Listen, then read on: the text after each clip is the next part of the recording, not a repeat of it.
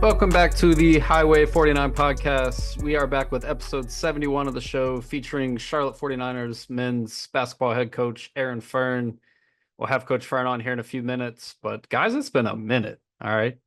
I don't feel like Hannah, I haven't seen you since like football season.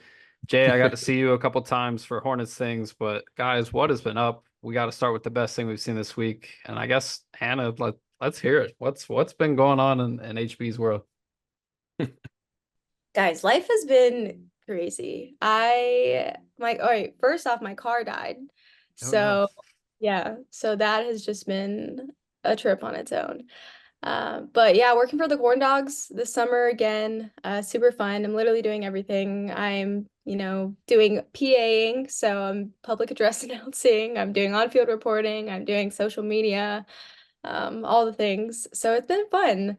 It's been cool to kind of like play my hand in a lot of different roles this season. So I've been enjoying that, been babysitting a lot, literally every day. So it's been fun to grow that relationship with my nieces. Yeah, went to a networking event for sports broadcasting.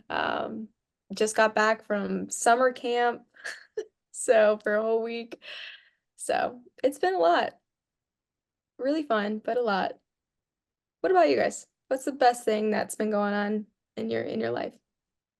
I'm just gonna go with stick with movies. Stuff hasn't really changed. I watched two great movies. The first one is The Insider with Al Pacino and Russell Crowe. It came out I think in like 2001, maybe 1999. I don't know. Great movie. It's them going back and forth. And then the second one is I've seen some pictures of Gladiator 2 starting to come out, and Denzel Washington is like in some like royal outfit. Looks really cool.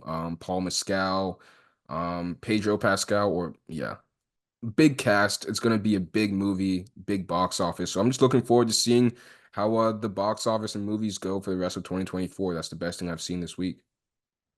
No doubt.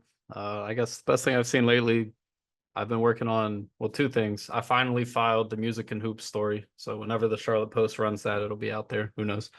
Um, and then past that, I'm heading to Montana next week to go see my brother. We're going to do Yellowstone. I'll fly into Bozeman. So that'll be a ton of fun.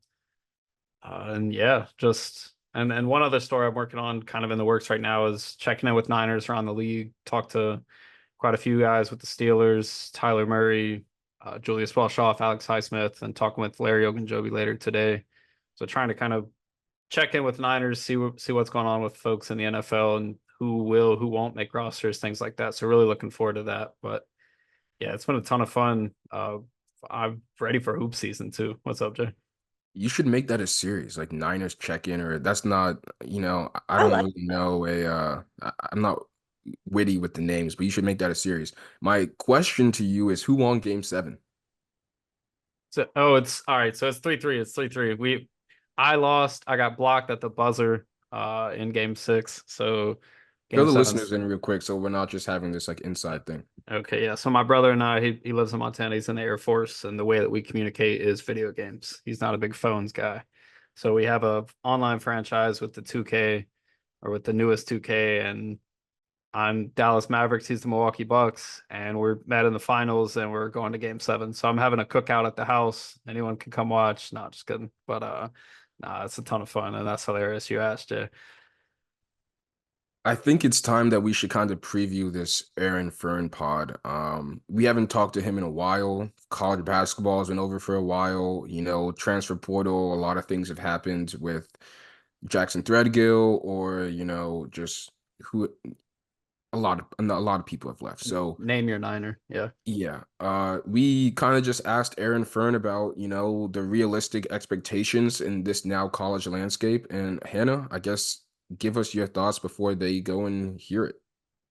Yeah, I think this is a really good episode. He provides a lot of good detail to the new transfers that we have. Apparently, from this group, they're really hardworking, really dedicated to their craft. A lot of size involved in this new group. So, really looking forward to you guys listening in on this one. I think this is going to be a pretty good one for you guys to listen to. And kind of going off that, we got a lot of answers on the college basketball landscape in general, whether that be paying players, not paying players, contracts, NIL, there's a lot that goes into that. And Coach Fearne was like probably the most transparent I've heard a college basketball coach get outside of maybe like Coach Calipari with Kentucky, now Arkansas. Yeah, I mean, there's a really great part where he mentioned how we don't know if there'll be banners for players, jerseys retired in the next 10 years, right? Because a player can go have 3, 4 stops, maybe a fifth stop in college. And it's the same thing we're seeing in the NBA. Right? I think it's the current landscape is very nomadic, right? Where you see Paul George, who's starts in the Pacers and he's there for 7 years and he's beloved, and then he goes to the Thunder, he goes to the Clippers, now he's on the 76ers. He's bouncing around the coast of the NBA, and you wonder if in 5 to 10 years he'll look back and say, maybe I wish, even though I don't have a championship, I took the Reggie Miller route, right? I have a statue outside of the Indiana arena. I may not have a ring, but I have a city that I'm attached to that I call home. Do we really have that in the college and NBA landscape? We asked Fern that, and his answers were, I think, really telling. I mean, you talked about 3 and 4 stops. That's most of the Niners that transferred outside of Dalen and Jackson. I mean, Igor, third stop, Deshaun, third stop, Lakai, third stop. That is college hoops now. And when we had Lakai on a couple months ago, we talked about that with him. Now you get kind of the side from a coach who is tasked. Like Charlotte has expectations now. You win 19 games, you have a lot of firsts, you sell out Halton, keeping that momentum going, but you're doing it with 4 or 5 new guys in the starting lineup. So it's totally different year after year. And I think it's always a good conversation with Coach Fearne because he is very transparent. But I think really in this one, he like deep dived into what college basketball is now and what it has evolved into since he got back into it. I think I'm just going to say it here. I don't know if you can add it on Spotify, but as a poll to the listeners here, would you guys want to have a contractual, like, I guess, system going forward in college where a player has to sign a 2-year deal, with this much NIL money and can't just bounce after a season? What do you guys think the answer is? Because we're getting a lot of complaining, rightfully so, a lot of people, saying, I don't like this, I don't like this. We have to have some type of answer. So let us know. I guess that's a good mailbag for one of the next episodes. What do you think the college landscape should add or take away? Does that mean contracts? Does that mean a hard cap, like we mentioned, like Hunter mentioned in the pod? Let us know what you guys think. And there's so much that goes into that. Coaching changes, whether that's just basketball, football, baseball, softball. We've seen a ton of that with Charlotte. So definitely a good question. But as always, guys, thanks for tuning in to the Highway 49 podcast. Enjoy this conversation with Coach Fearne. I will be back with more soon. Coach Fearne, it's been a while. Hope you've been having a good summer. Thanks for making the time to come back on the show. No problem. Anytime. It's like I said, it's been a few months since we talked. Big off season for you guys. You just told us workouts have been rolling. And kind of before we dive in too much to that, I'm curious. How I've always wondered this because you and I have never had this conversation, but how do you celebrate success for you personally, whether it's being named the head coach at Charlotte, selling out Halton, winning a recruiting battle, or just winning a game? What does that kind of look like for Coach Fearne? I don't know if I really do. I just kind of move on. You know what I mean? Like I don't. You put obviously a lot of work into performing, right? And that's individually, collectively, trying to get a recruit, just trying to make your team better, like however you want to word that thing, right? And I just, we put a lot of work and preparation into those types of things, and I feel like that's what your job is to do. And then, you go out and try and perform and execute to the best of your ability. I'm normally a fairly like quick move it on, like I might have a split second of, I don't know if it's relief or probably is more relief than anything, to be honest. Obviously you enjoy the moment with your team, or with your staff if you get a recruit or something like that. But then I generally, move on pretty quick and prepare for the next thing ahead. That's how I look at it. So yeah, that's kind of the way I've always been in Australia or here. Obviously last year was an interesting season, just the whole dynamic of the whole thing, and it passed by pretty quick. how has the off season been for you? I feel like I haven't seen you in so long, but now that you've finalized your 2024 to 2025 roster, what's this team shaping up to look like, and what are your thoughts on that? Yeah, that's a good question. I think that's a difficult one for all of us coaches to answer these days. I was out recruiting this weekend in North Carolina up in the DMV, and that question gets asked a lot around the coaching circles as we're up there. And at the end of the day, we're not really sure. We think we're pretty good. The guys are working unbelievably hard. Maybe one of the hardest working teams I've coached in a long, long time. They really get after it. They push each other. They enjoy each other's company. Like, it's been awesome to see that. How good are we compared to last year's team? How good are we compared to the other teams in our league is really difficult to say.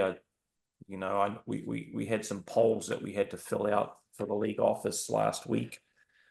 Your preseason poll and all that type of stuff and what you think you're going to be. I mean, I don't know. The teams are so different. Like, we had more players leave the American Conference than any conference in America.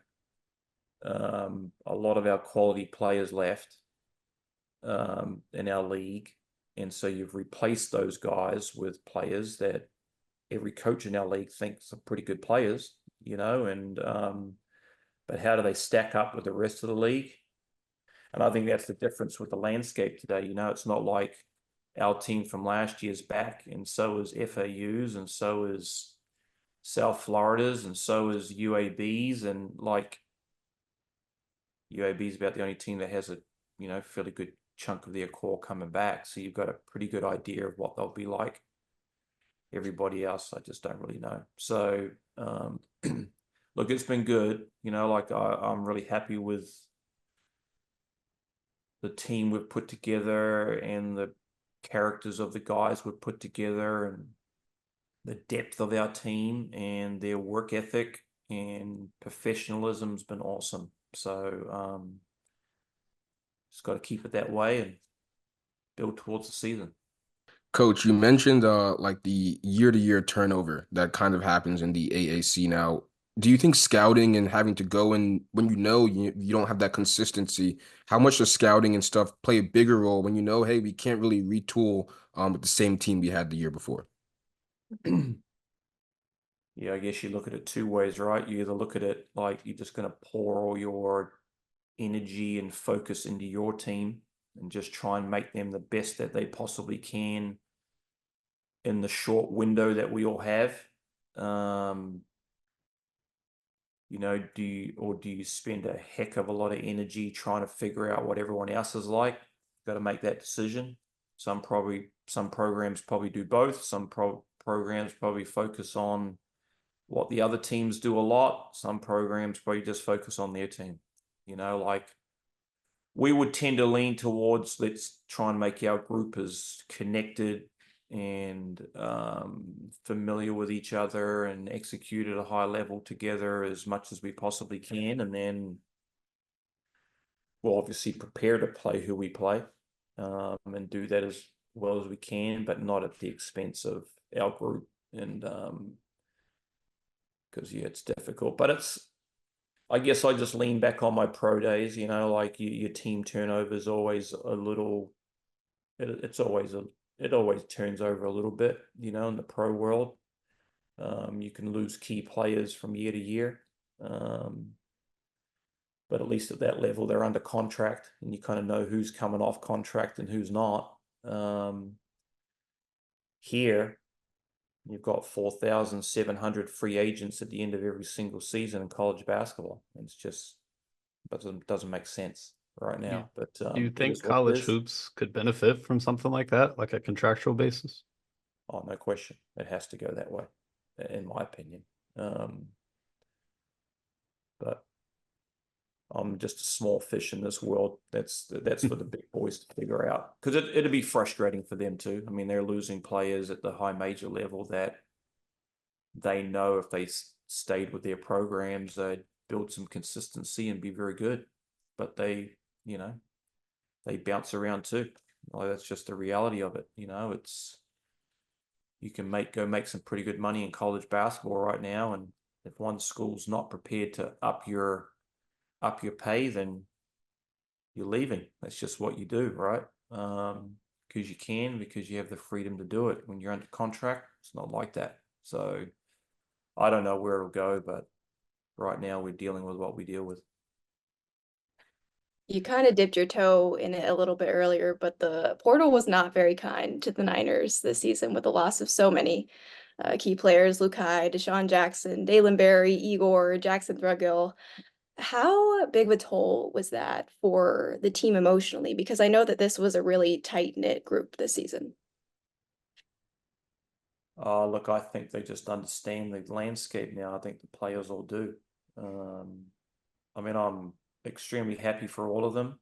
Lakai, DJ, and Igor in particular have gone on to some high major programs, and we wish them all the best. I mean, I'm really proud of all of them. I know that they improved a lot here. They provided a lot of joy, entertainment, frustration, anger. That's what all goes into sports. But helped our program grow. There's no doubt about that. You touched on it, like we had a good season last year. Crowds were great. I thought they inspired the community. I thought they inspired our student body. I think they inspired a lot of, faculty, people, around this university that have been part of this program for a long, long time. I think it stirred up some memories from back in the day, which was credit to the players, like they did that. So I'm proud of them for that. I'm happy for them and their families that they've been able to find places that they're happy with, and and they've all, not just those three, the others have found good spots too, and I wish them all the best as well. But it's difficult, you'd like them to stick around. I think we'd be a very, very good team, if we'd stuck together, but that's just not the landscape now, and you just have to accept that. And I'm cool with that. Like, if you get to the end of the year and that next level's calling your name, well, I'm not going to get all jammed up about it. Like, it's the business now. It's the business that takes over at that point. Yeah, you're frustrated and you're disappointed, and as a fan or as a student that you support your fellow student athlete, you're probably a little disappointed that they haven't stuck around, but we all understand that the money and stuff that you can make now is very significant, and the business side of it takes over. A quick follow to that. I guess it's earlier in your response to that. Did you ever think that there would be people camping out to watch a basketball game that you were a head coach for? I mean, as a alum of Charlotte, I didn't see that coming. So I just want to ask you personally, did you think it was leading to that? Because I thought it was awesome. Yeah, I mean, good quick. I don't know if I really knew what to expect, to be honest. I was just out there trying to win games. I couldn't control anything that was going on around the situation. All I could control was preparing for practice every day, building relationships with the guys, trying to get us to play a certain way. But like we definitely, and I definitely tried to really engage with the student body and have fun with them and engage with them, and try and build the relationship as you can, with them, because they're a big part of our program. I always believe it's part of the student experience, right? You come to school here not just to be a student. You want to be a fan of something, and if you're into football or softball, baseball, basketball, track and field, like volleyball, like whatever, like whatever you enjoy watching and it being part of your student experience, that's all I tried to try and grow here. I mean, it was awesome though to see them camping out. It was cold that night. I still remember that Yeah. night. And I'm not sure how many of them actually camped out all night. Some of them would have, some of them probably snuck back to their dorm Hey, and then man. showed back up in the morning, maybe. But That's probably yeah, what I would do. yeah, probably. But hopefully we can continue to build on that this year. And that's definitely a big thing that I would like to do, is continue to build on the momentum that we had, and continue to build a awesome experience coming to a game.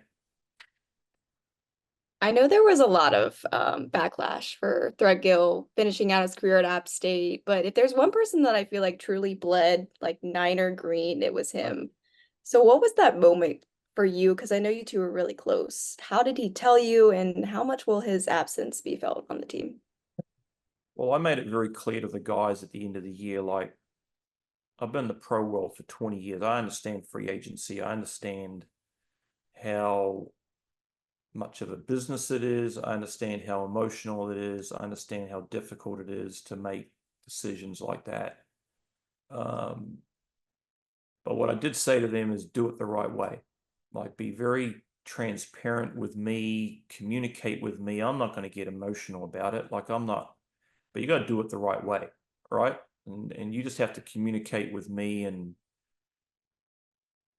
I'm not going to get on my hands and knees and beg. I'm not going to do that. Like, it just is what it is, right? So Jackson was unbelievably transparent through the whole thing. Like, he was very open. He thought through it very clearly. He's invested a heck of a lot of energy and effort into this program. He's been an absolute pro. He's been a phenomenal teammate. He's had to play different roles, and he's been a champion with that.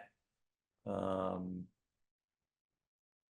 did he help our program grow? There's not one person out there that can't say that he was part of helping this program grow, from where he came in as a freshman to where it was when he left here.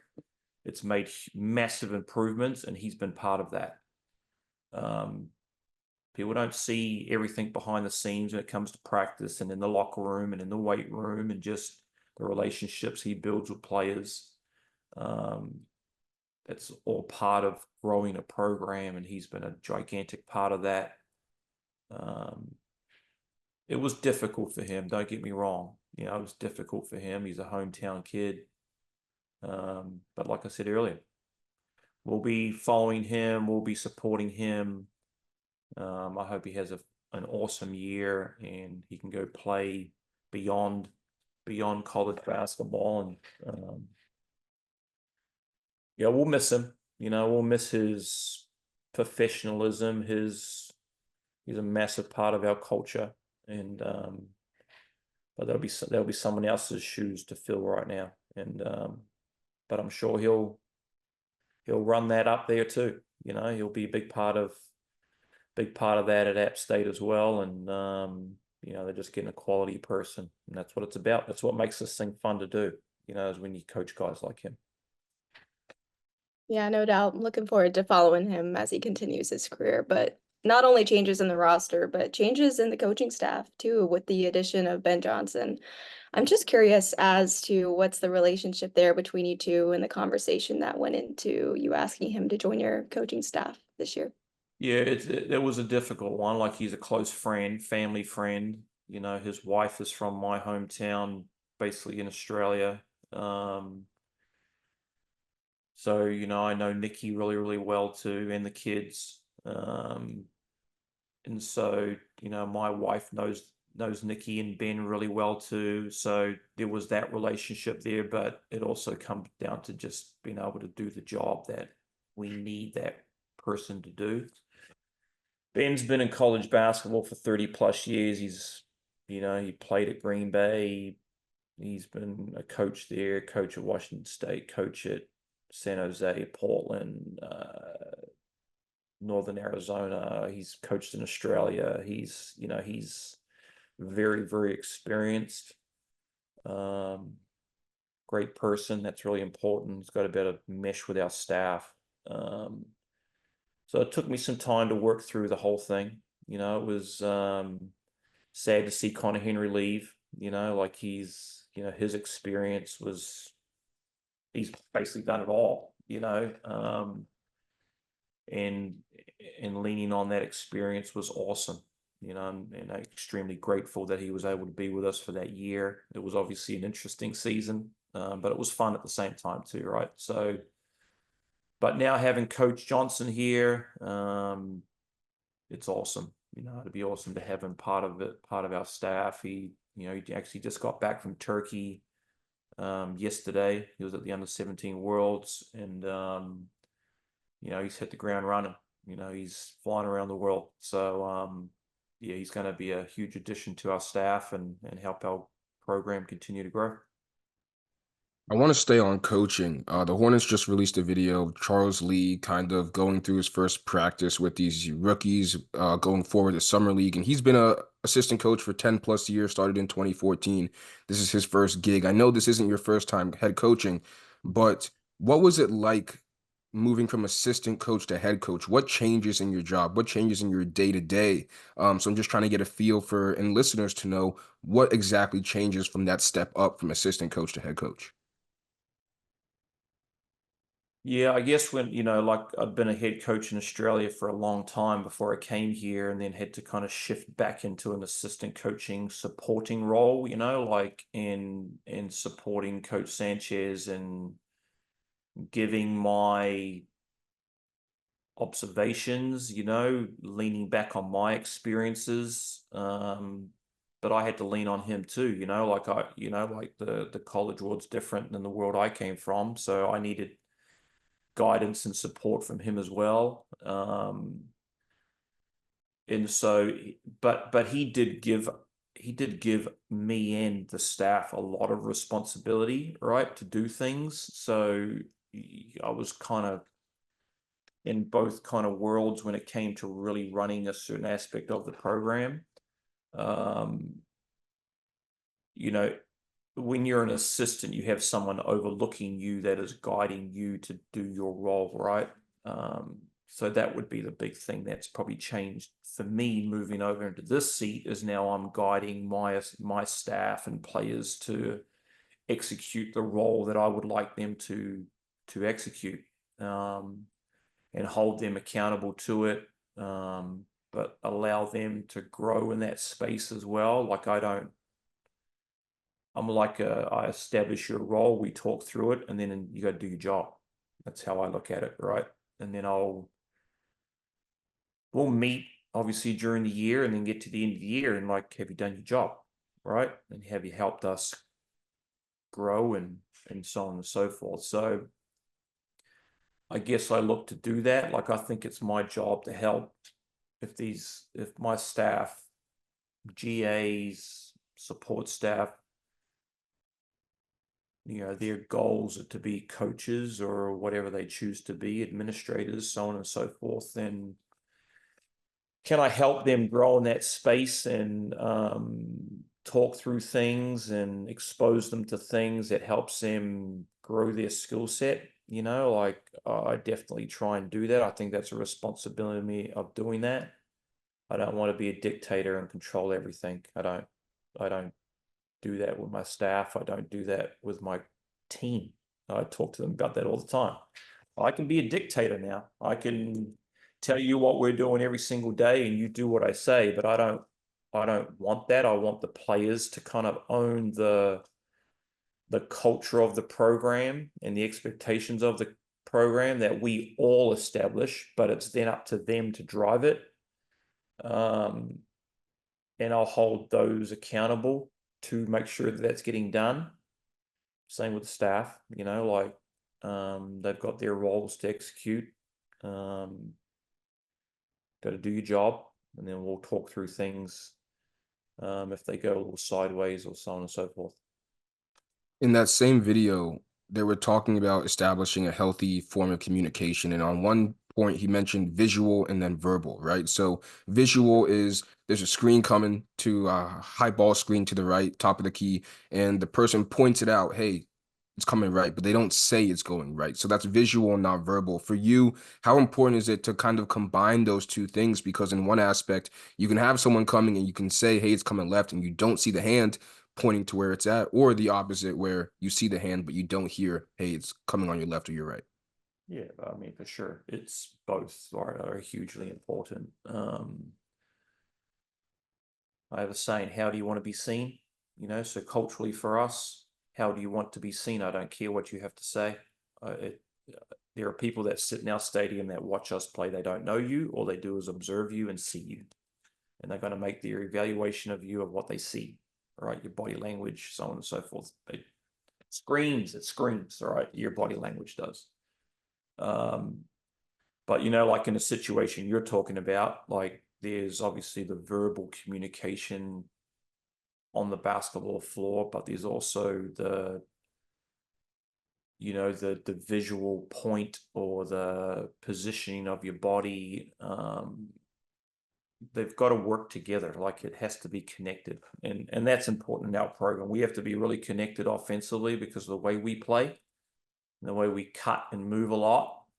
But then defensively, we've got to be extremely connected to talk through post-trapping situations, ball screen situations, just simply closing out transition defensive situations, your ability to communicate and point, hey, I got that. No, you've got that. I've got this, you know, like, and we do a pretty good job of that, you know, so, but it takes a lot of work, right? Like, and it's every day building habits. And I'm sure, you know, coach jumping in there with the Hornets is going to try and establish his culture and his style of play. And he's obviously coming from an unbelievable environment that they've had success. Doesn't happen overnight. People got to be patient. Like it doesn't happen. They want it to be that way. It don't work like that, you know. And you know, it took the Celtics a number of years in this recent patch, right, to get to what they just achieved. People feel like it should have happened 5 years ago. Well, it don't happen like that. Those guys are young guys. You don't know what you don't know. You think you know, and then you get to an NBA Finals, and you're like, "Holy smoke, this is different." And I've been part of 2 NBL Finals and lost both times. You know, like first time we were just out talented, outplayed. Second time we were really talented, won the regular season, go to the NBL Finals, played a team that we'd beat 4 times in the regular season, and they beat us 2-0 in the finals, you know, and their experience came through. And I had 2 rookie imports that were unbelievably talented. You know, Torrey Craig plays in the NBA right now. Scotty Wilbekin plays in EuroLeague, right? He's a star at the EuroLeague level. But at that point, they were rookie imports, right?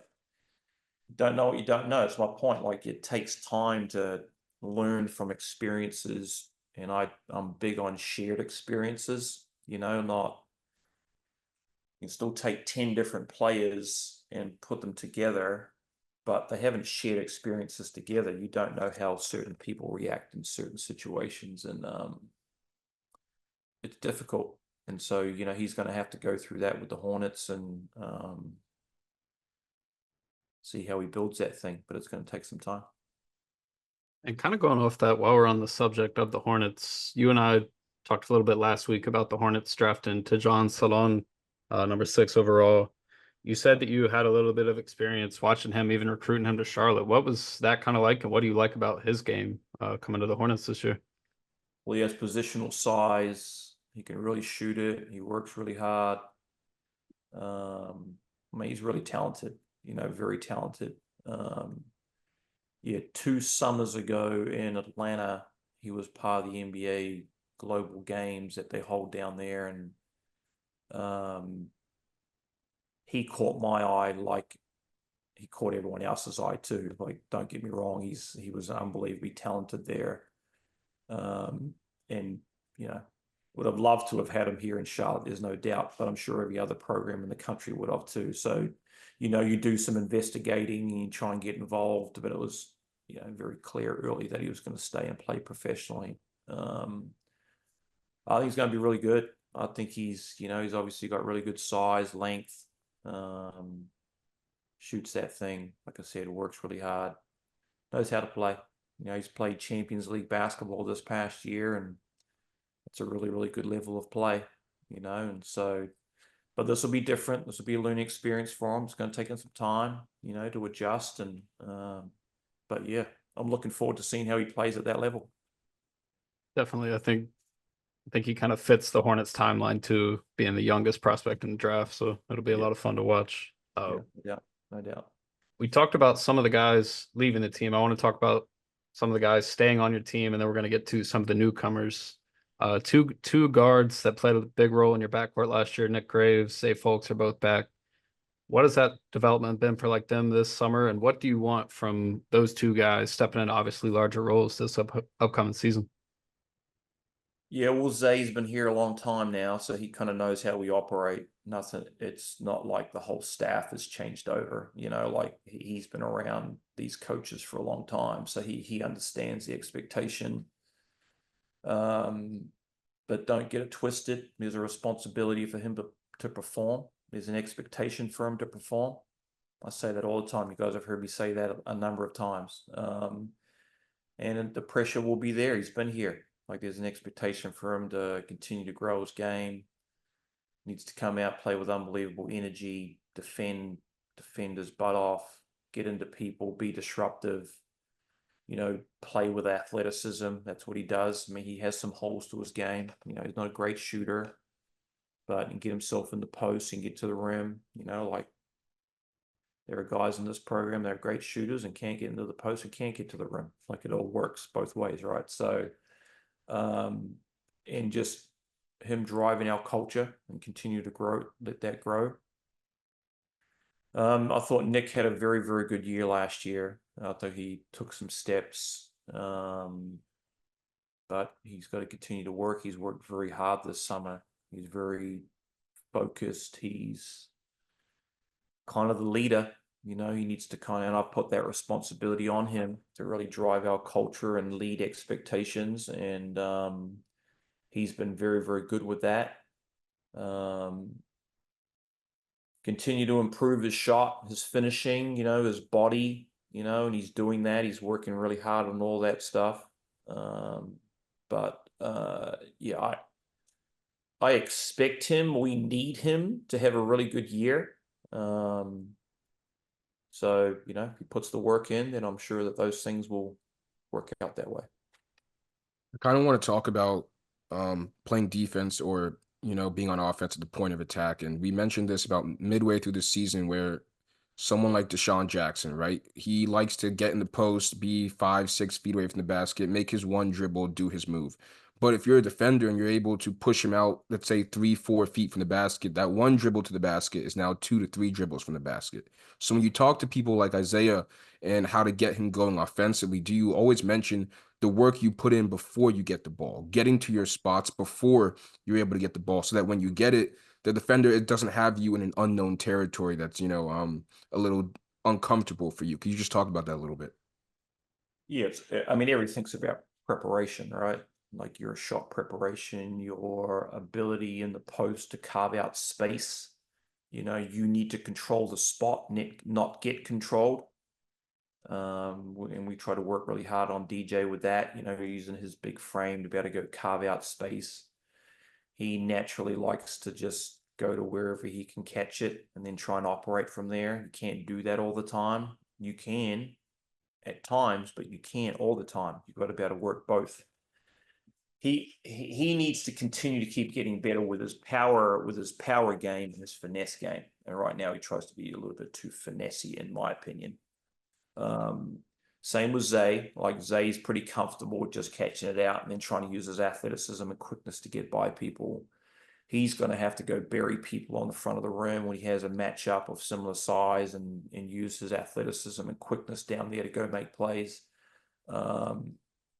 But then also be able to catch it off the block and use his quickness and athleticism to get by people, right? So you all know that I like to post up everybody, post up guards, bigs, like I'll try and use that. We've got some shooting bigs that can keep the floor spread and we can run our guards in there and go to work, which we'll continue to do.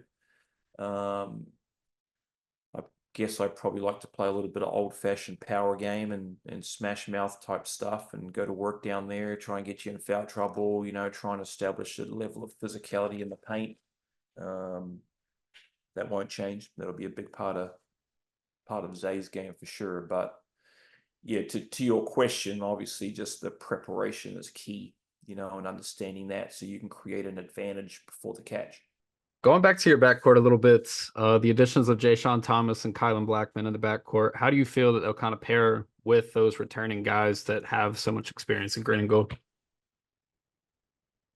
Well, like Jay Sean's really talented. He's got a great body. He can, he'll have some size there to go, get to the rim. He can really shoot it. Got a good mid-range game. Got a good post game.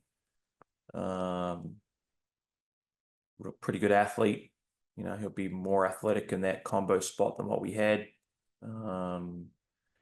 He's got some responsibility to perform. We obviously lost a player there that enjoyed the big moment and wanted the big moment and wanted to make big plays. Like who that's going to be. Obviously, some of that responsibility will go on to Nick's shoulders with the ball in his hands. Jay Sean's going to have that same responsibility to make plays, and obviously it's up to me and the staff to put him in positions to be successful.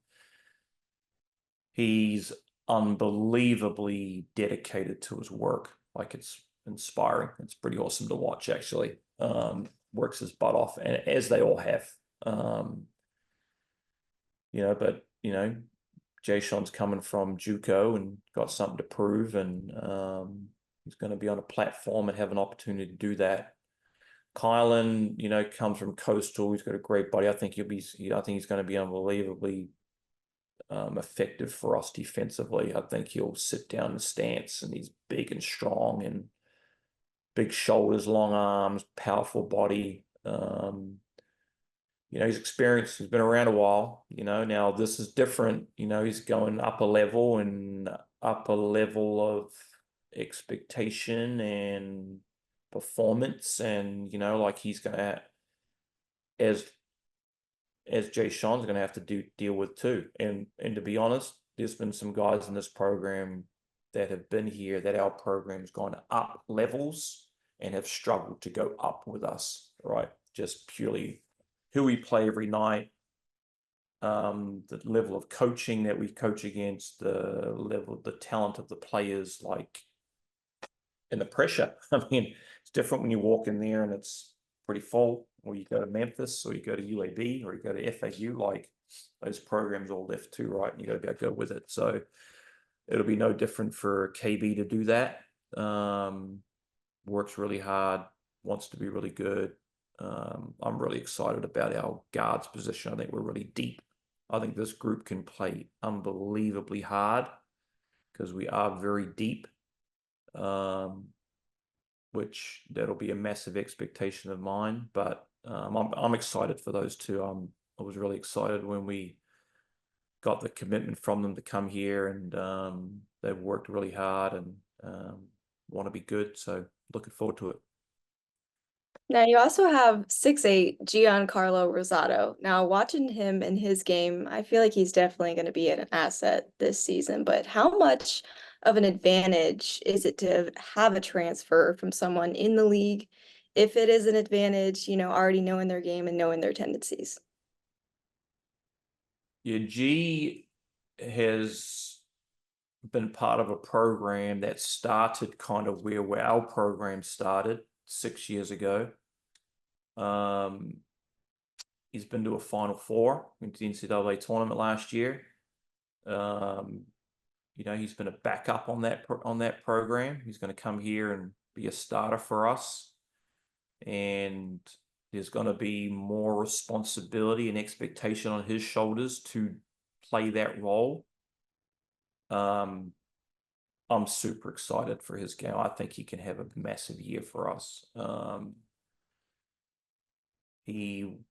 Another extremely hard worker. And I think he's really excited on two fronts. One, gets a chance to start and really play a massive role.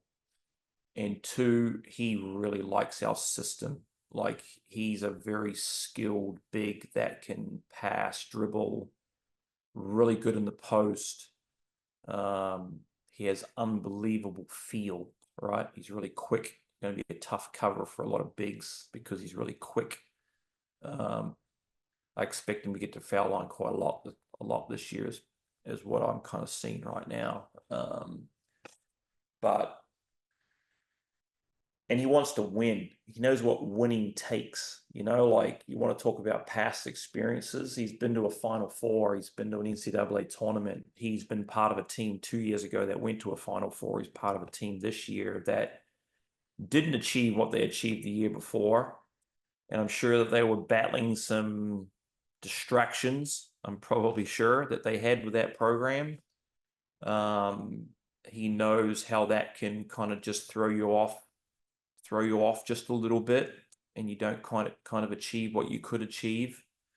Culture and work ethic and that stuff's super important to him. Like he'll drive that, and he's not afraid to say what he needs to say too. That's what I like about him. He'll keep it real. He'll be straight to the point. Guys start to wobble, I think he'll bring back into place pretty quick. So you mentioned how, you've a revamped backcourt and front court players are really big in today's game, but it seems like wing players, no matter what league you're in, are like the most premium, I guess, position or type of player you can have. Hannah mentioned 6'8". How important is it to have that guy who you can kind of put in the middle and be malleable on offense and on defense and kind of put him in a lot of different situations? Who was that again? Who are you talking about? We are talking about Giancarlo Rosado. Oh, Gio. Yeah. Like he has the flexibility to be a 5 and a 4, and he did a little bit of 4, played a little bit of 4 at FAU. He's very smart, like he picks up things very quickly, which I really, really like. So having that versatility will be awesome to have. It's hard to replace DJ, right? I mean, he's a big boy. He's a power 5 big every day, all day. We're extremely fortunate to have him here. In my time here in Conference USA, they haven't been big like him. Vlad Golden at FAU would have been one of the best big guys that's been in this league for a long time. When you talk about legit size, like I know there's other good bigs, but not at 6'11", 7 foot with the skill set that DJ had. So G will be different. He's not as tall and he's not as obviously as long. But working, IQ, execution, knowing how to win, different. Very different. So excited for that. You also have grad transfer Jeremiah Oden. He's using his last year of eligibility with the Niners. You said you've known him since his prep days. So what made you keep up with him throughout the years, and what about his game has intrigued you to make him a 49er? I mean, he's legit 6'9", 6'8" and a half. Like when you meet him, like you'll be like, wow, he's like Rob, really long, tall, like big wings, right? And I guess just to your your question, Jeremy, like I know the big fad right now is wings. Well, 10 years ago it's 5s, 10 years ago that's point guard. Like I just think the circle turns, right? Because I take Shaq every day of the week if I'm in the NBA, right? I'm taking legit PGs every day of the week if I know that they're legit. Well, I'm taking Jason Tatum every day of the week too, or a Michael Jordan or a Kobe if they come along. Like, they all hope that that's what they're going to be. But Jeremiah for us is really, really athletic and really shoots the ball. Great guy. He's coming off surgery, so he hasn't been on floor with us yet. But he's out of his boot this week, and so he's walking around now. So he'll start to get into some activities now. But experience, right? He's played at Wyoming for 3 years. They were good when he was there. Played at DePaul this past year. They were not very good at all. But he played in the Big East. He knows what big time hoops is like the Big East. Again, we need him to be good for us. You know, like I think he gonna have to rebound, block shots. You know, he's got some things he needs to continue to improve. They all do. I do. You know, like he's got to continue to keep working. But yeah, excited to have him here. I think he fits what we're about. I think he'd be an awesome cutter. I think G's going to make a lot of these guys look pretty good by the way he'll pass this thing around. I mean, I think you'll see a bit of Ali Khalifa in G in the way he'll whip the ball around and make some things happen. He'll just do it at a lot more athletic, quick pace. But, you know, Ali's also 7 foot, right? And really can shoot stretch the floor and shoot the 3 ball. And, you know, but I guess just getting back to the question a little bit earlier about the culture we have here, you know, like Ali's been on campus here working out. Jackson's been on campus here working out. JD's back here. We're on campus working out. I just sent Cooper Robb to play in New Zealand professionally that played here. You know, like, you know, we have that environment around here where guys really enjoy coming back here. Bryce Williams is back here, been back here on campus working out. You know, it's great to have those guys around, you know, so, you know, that's the feel I get with these guys, and just such a different environment, you know, like you guys have some college guys that might play 4 different schools. They may go freshman, sophomore, junior, senior, and just go different spots. You know, that's going to be an interesting dynamic 10 years from now, because what school do you actually associate with? What, the one school that you played as a sophomore where you actually played pretty well, but your junior, senior year, you didn't play very well. So you kind of ticked off with them, but you're really appreciative of what you happened in your sophomore year. I mean, this thing's going to be crazy. I don't think you're going to see any banners hanging up in the rafters in the next whatever, because you don't hang around long enough, probably. Thinking the same thing. Yeah. Coach, before we're about to ask you some questions about kind of the college and NBA game, but I've always wanted to ask you this, and it's what gets you fired up? Like, you're very even keeled with the media. I know switch probably flips on the court with your players, but what gets Coach Fearne going, like whether that's on the court or off the court? When it comes to basketball, look, I get really inspired on these things. One, I think the greatest accomplishment that I can do is to connect the staff and players and be one focused unit. I think that's the ultimate goal for me, right? And I get extreme satisfaction out of that, like that. That gets me emotional. It gets me inspired when I can do that. But it's not just me, right? It's the staff, it's the players. Like, they got to work really, really hard at that. But when you can do that, like I mentioned it earlier, right? The team that went to the NBL finals the second year were extremely connected, talented team, and we had an unbelievable season, inspired a city. We lost 7 games on the year. We were an unbelievable team. Like, it was, I'll never forget that team, right? My last year in Australia, we finished 6th. We won 11 games. We were unbelievably connected, played super hard, and we basically reached the potential that we could reach with that group, right? But my point is that you can have unbelievable success, you can have average success, you can still achieve the same thing by getting a team to connect and work really hard every single day. That really excites me. That's what it's about. Secondly, I love it when guys work their butts off and succeed. Like, there's no greater feeling than seeing that, right? But it pisses me off when guys are really lazy and want success.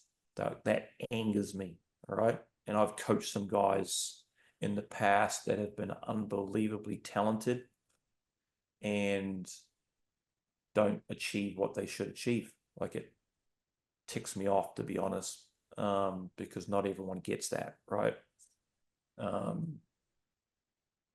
Thirdly, I get, like, we can talk about last year, right? Like, it's an experience. It's providing an unbelievable experience. And if I lean back on last year, I think our students had an unbelievable experience watching us play. I think our community and fan base had an awesome experience watching us play. I think our players had an amazing experience playing and achieving what they did, and being that connected as a team. Those guys will never forget that, ever, right? And I know they'll move on different schools and so on and so forth, but they'll lean back to that season and go, man, look what we achieved that year, under that situation, under that circumstance, so on and so forth. That stuff gets me excited. That's why you do it. I talked about guys earlier. I want them to go on and play professionally. I want them to travel the world. I want them to have an unbelievable experience playing the game. Use the game of basketball as a vehicle to take you where you want to go, right? And we have a number of guys here that have been part of this program in the last 6 years that are doing awesome things, playing around the world, in the real world, working. And the relationship we have with those guys is really, really strong. I kind of want to talk about the college landscape as we've discussed in this pod. And Hannah, Hunter, and I all had the privilege of being at the first round of March Madness this year. And what we saw there was that Armando Bacot was eating everybody alive on the boards. Once he sealed somebody, he was able to get easy layups. But it's not just Armando, it's Zach Edey, it's guys like Donovan Clingan, and Deshaun Jackson as well, these established big men who you said have real size. What do you think makes college basketball kind of more of a healthy environment for bigs? Because in some other leagues, maybe they don't have the same impact. Is it as simple to say the defensive 3-second not being there is that big of an impact? Or what do you think, and why do you think a lot of teams run through their bigs rather than maybe their backcourt or their wings in college basketball? Well, I think when you play finals basketball, whatever that is, NBA finals, NCAA, EuroLeague, whatever, like the teams that win are big, physical, and strong.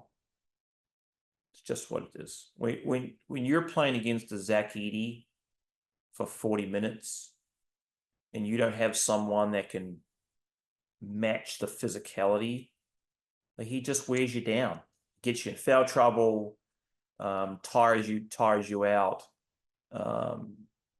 That's what Shaq did, right? That's what, and I lean back on one of my fellow Australians here, like Luke Longley. They had to bring him into the Bulls, so they had a big man, because Luke's a huge human, to be able to just bash away on Shaq. Like, you had to try and neutralize that part of the game. Like, you've got to build a team that can match those types of things, right? So in the college world, if you have someone like that, you've just got a huge advantage. And then if they're pretty skilled or somewhat skilled, like, how good of an NBA player are some of those guys going to be? It's difficult. It's difficult to say right now. Like, you got to be pretty damn skilled, So to have a DJ for us like last year, like, I had numerous coaches say to me, on the road recruiting or just after games, it's just like, guys just so big, and also we had Igor too, it's not like Igor's small. I think that's why those guys have success right at the college level. UConn's had him for the last 2 years. They've won 2 national championships. Yeah, they've had a number of NBA players around him. We all know that just watching the draft, right? But yeah, dealing with that size night in, night out is difficult to handle. And I think that's why they have success. So the New York Knicks did something that kind of caught me by surprise too, which was add wings, OG Anunoby, Mikal Bridges to the team. And kind of like you said, their thinking must have been, we want to create a team that can beat the Celtics. So we're going to get 2 players Sure. that can match up with Jason Tatum and Jaylen Brown. For college, you mentioned Deshaun Jackson. Do you think that there are teams who are looking at, hey, they just got Deshaun Jackson, now we have to go and try and recruit somebody who, like you said, could be our Luke Longley? And then do you do that yourselves? And are you looking across the league saying, hey, this team added this piece, what do we need to counteract that?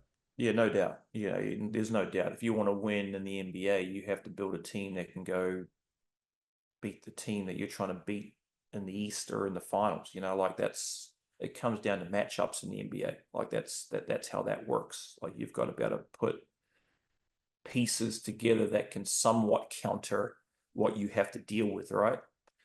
Because you got to deal with Tatum and Brown on the wing with those guys, and you better have two bodies that can match up with them and at least resist a little bit. You know, like they have to be able to do that.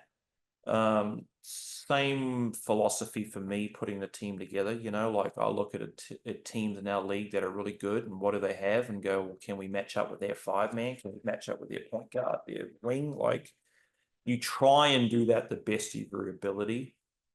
The landscape's just so different now with the NIL. Like, and people don't know what they don't know. But I mean, you're talking Power 5 programs that are all spending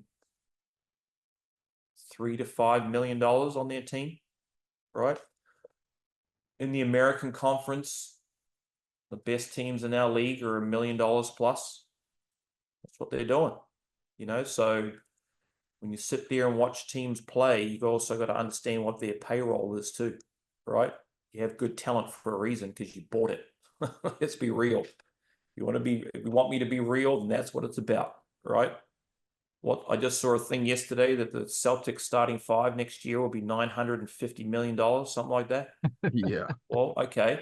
In our league, if we go play, and I'm not going to name teams, but we'll play some teams in our league that'll have $1 million of talent in their starting group on the floor.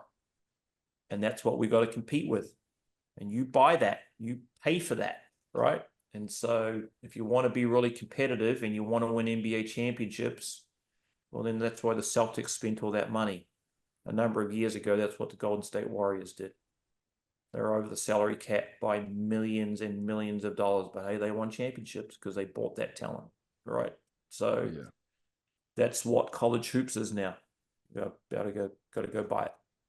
Got two quick follow-ups. The first one is you just mentioned trying to like look across the landscape of the AAC and maybe counteract some other moves. How much harder is that to do in this current age of basketball when, like you said, that team that you're trying to match up with who's big could be small next year? They could be a shooting team one year and now they're a physicality team. So how do you also try and say, hey, we need to get this player to match up with this team, but that player, you don't need them, maybe that's not the right word, but if that team you're trying to match up with has changed, how do you kind of, deal with the ebbs and flows of the NBA or the college season? Yeah, that's a tough one to evaluate for sure. But I think there's norms here in any sport. I think you need size, physicality, and you got to be able to defend, and you need two major things offensively. You got to be able to shoot, and you got to have guard play, right? And so if we can tick those boxes on a consistent basis, then I think you'll be really competitive in your league. I think we've done that here. I think we're big and strong. I think we shoot the ball well. I think we have guard play, right? And we'll defend. Like we'll defend. The guys don't have a choice playing for me that we won't defend, right? So we'll get after it that way, and we'll be a bit edgy and physical and get after it. So that's how we try and put the team together, because it's difficult, like you said. I mean, like I said earlier, over 50% of our league transferred. Yeah. It's a lot. That's a lot. We're kind of the G League to the Power 5, the American Conference, which sucks, but it is what it is. One more follow-up on that. Do you think college hoops should have a hard cap similar to like the NBA, just implemented with the different aprons and whatnot? Yes, but that's getting pretty deep into the pro world then, right? You're going to have contracts and hard caps. What are we doing? I mean, that takes a heck of a lot of resources to monitor that stuff. But I know people say this isn't sustainable and so on and so forth. Yes, it is. I'm telling you, it will be. Like this is America. There's a lot of money over here. There are a lot of rich people over here. And there's a lot of ego and pride with their institutions, and they will go to the nth to make sure that their programs are successful, right? And even within 12 months, like to get quality players, they were kind of 6 figures 12 months ago. Now it's 250 grand. You know, now it's at the Power 5 level, it's 500K. Now it's 1.5 million, a million. Like, it'll just keep going. Just like pro sport, right? 10 years ago, we're like, that contract's ridiculous. That contract won't get any bigger than that. Well, yeah, they will. They'll just keep going up and up and up. And the same thing will happen in the college world. No doubt. Coach, I guess last question we got. If you locked yourself, your son Tyler, your daughter Jasmine in a gym, hit 100 threes, who's leaving first? Well, I'd be probably out first because I'm old and washed up now. Nah. Jazzy and Tyler, like, they had a pretty competitive summer. I worked them out a lot together this summer. You know, Jasmine's coming off an ACL, so and Tyler's had a good summer too. So it'd be a tight one there. I'll let them answer that. You can ask them that question one day, but if you ask them, Tyler will say I'll win, and Jasmine will say no, I'll win. I'm the best shooter in the family. That's just the way it is. Definitely. Well, Coach, as always, we appreciate you taking the time to come on the pod. Looking forward to this upcoming season, watching you guys, and year 2 for you. So thank you much. No, I appreciate it. Appreciate what you guys do and support of the program, and let's keep growing this thing. Yes, sir. Thank you. You guys have a good rest of the day.